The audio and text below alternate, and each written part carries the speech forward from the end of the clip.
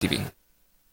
Pemkab Klungkung melakukan terobosan melalui program City Tour yang menyasar sejumlah objek wisata di tengah kota Semarapura.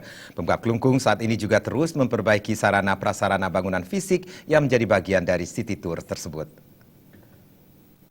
Tanggal 28 April kemarin, ditemui di ruang kerjanya, Bupati Klungkung Inyoman Suwirte menuturkan program City Tour dirancang untuk memberi alternatif wisata di tengah kota Semarapura, sehingga kunjungan wisatawan ke kota Semarapura tidak hanya terfokus di Kertagosa saja. Pemkab Klungkung secara bertahap mulai memperbaiki sejumlah sarana dan prasarana pendukung dalam upaya meningkatkan kenyamanan wisatawan.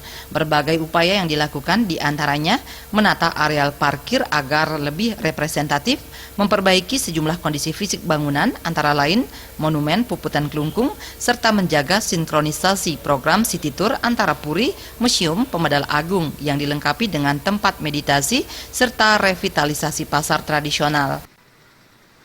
kita di Kabupaten Klungkung pada tanggal 28 April kemarin kita meresmikan dan meluncing City Tour kita, di mana parkir sudah kita siapkan cukup bagus.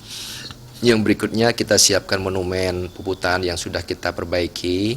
Kemudian nanti ada Puri, ada museum, Pemedal Agung pun kita lengkapi dengan bangunan-bangunan untuk tempat orang meditasi dan sebagainya. Kemudian Kertagosa, pasar sekarang kita sedang revitalisasi juga.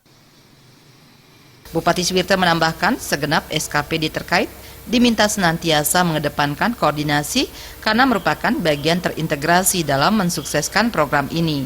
Untuk lebih memperkenalkan paket City Tour kepada wisatawan, Pemkab Klungkung senantiasa menjalin kerjasama dengan travel maupun guide. Dengan demikian, paket City Tour maupun paket desa wisata di Desa Kamasan mampu menarik lebih banyak kunjungan wisatawan ke Klungkung, khususnya kota Semarapura. Alit Sidi dan Anggaratana, Bali TV.